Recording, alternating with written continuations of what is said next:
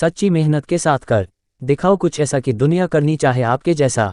आपका स्वागत है आपके अपने YouTube चैनल में CHMPIYN 786 में। दोस्तों, ज़िंदगी में आपको बहुत कुछ सीखने को मिलेगा इस कहानी के माध्यम से। इस चैनल में आप सभी देख सकते हैं हिंदी कहानियां। तो चलिए शुरू करते हैं। हर बाज़ की ज़िंदगी में बढ़ते उम्र की मोड़ पर एक ऐसा समय आता है जहां उसके सामने पहले दो रास्ते सरल और तुरंत समाधान देने वाले होते हैं और वही तीसरा रास्ता कठिन और पीड़ा देने वाला होता है। लेकिन बाज़ पीड़ा चुनता है और यहीं से शुरू होता है बाज़ का पुनर्जन्म।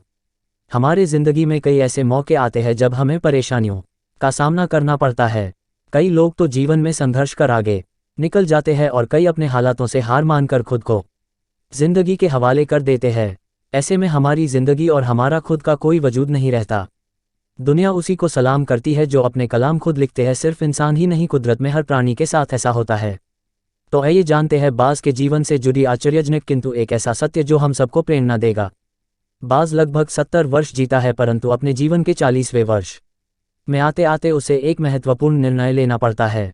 इस अवस्था में उसके शरीर के तीनों प्रमुख अंग बेअसर होने लगते हैं। पहला, पंजे लंबे और लचीले हो जाते हैं और शिकार को पकड़ने में कमजोर हो जाते हैं। दूसरा, चोंच आगे की तरफ मुड़ जाती है और भोजन निगलने में मुश्किलें पैदा होने लगती है। तीसरा, पंख भरी हो जाते हैं और सीने से चपकने से कारण पूरे खुल नहीं पाते हैं और उड़ाने सीमित कर देते हैं। भोजन ढूंढना, भोजन पकड़ना भी और भोजन खाना, तीनों प्रक्रियाएं अपनी धार खोने लगती है। उसके पास तीन ही रास्ते बचते हैं, या तो अपनी शरीर छोड़ दे या अपनी प्रवृत्ति छोड़ गिद्ध की तरह त्यागी हुए भोजन पर निर्भर हो जाए, या फिर स्वयं को फिर से स्थापित करे आकाश के साफ तौर से जाहिर बादशाह के रूप में। जहां पहले दो रास्ते सरल और तुरंत समाधान देने वाले हैं, वही तीसरा अत्यंत पीड़ादायी और लंबा। बाज़ पीड़ा चुनता है और स्वयं को फिर से स्थापित करता है। वह किसी ऊंचे पहाड़ पर जाता है, एकांत में अपना घोंसला बनाता है और तब शुरू करता है पूरी प्रक्रिया। सबसे पहले वह अपनी चोंच चट्टान पर मार मार कर तोड़ देता है। अपनी चोंच से अधिक पीड़ादायक कुछ भी नहीं है। पंछी राज के लिए अब वह इंतजार करता है चोंच के फिर से उगाने की, और उसके बाद वह अपने पंजे भी उसी प्रकार तोड़ देता है और इंतजार करना है पंजों का फिर से उगाने का। नई चोंच और पंजे आने के बाद वह अपनी भरी पंखों को एक एक कर नोच कर निकालता है और प्रतीक्षा करता है पंखों की पुनः उगाने का। 150 दिन की पीड़ा और इंतजार, और तब उसे मिलती है वही भव्य और ऊंची उड़ान। इस पुनर्स्थापना के बाद वह ऊर्जा, सम्मान और गरिमा के साथ 30 साल और जीता है। आपने कई बार ये सुना होगा, भगवान भी उसी की मदद करते हैं जो अपनी मदद खुद करता है। आज आपको इसकी मिसाल मिल गई होगी। जैसे बाज़ संघर्ष करता है 150 दिन तक और भगवान उसका संघर्ष बेकार नहीं जाने देते, उसको नई जिंदगी देकर कुदरत हमें सिखाने बैठी है। जैसे पंजे पकड़ के प्रतीक है, चोंच सक्रियता की और पंख कल्पना को स्थापित करते हैं। इच्छा हालातों पर काबू रखने की, सक्रियता स्वयं की अस्तित्व की गरिमा बनाए रखने की, कल्पना जीवन में कुछ नएपन बनाए रखने की। हम में भी 40 तक आते आते इच्छा, सक्रियता और कल्पना तीनों के तीनों निर्बल पड़ने लगते हैं। हमारा व्यक्तित्व ही ढीला पड़ने लगता है। आधे जीवन में ही जीवन खत्म होने जैसा लगता है। उत्साह, आकांक्षा, ऊर्जा नीचे की ओर जाने लगती है। हमारे पास भी कई विकल्प होते हैं, कुछ सरल और कुछ पीड़ादायक।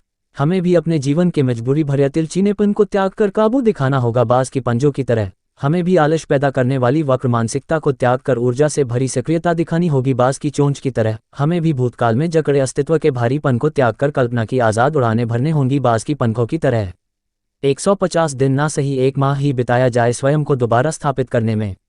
जो शरीर और मन से चिपका हुआ है उसे तोड़ने और नोचने में पीड़ा तो होगी ही। बाज़ तब उड़ाने भरने को तैयार होंगे। इस बार उड़ाने और ऊंची होगी, अनुभवी होंगी और अनंत की ओर जाएंगी। जीत तक जंग जारी रहेंगी। जिंदगी में उम्मीद का साथ मत छोड़िए, क्योंकि जिसने उम्मीद का साथ छोड़ दिया तो फिर जिंदगी उसका साथ छोड़ देती है। हर पल सकारात्मक रहिए, खुश रहिए, ऊपर वाले के आशीर्वाद के साथ और अपनों के प्यार के साथ। अपनी अच्छी और सच्ची मेहनत के साथ कर दिखाओ कुछ ऐसा कि दुनिया करनी चाहे आपके जैसा। ये कहानी हमें शिक्षा देती है कि संसार में लोभ नहीं करना चाहिए। जो दूसरों का भला करता है उसका स्वयं ही भला होता है।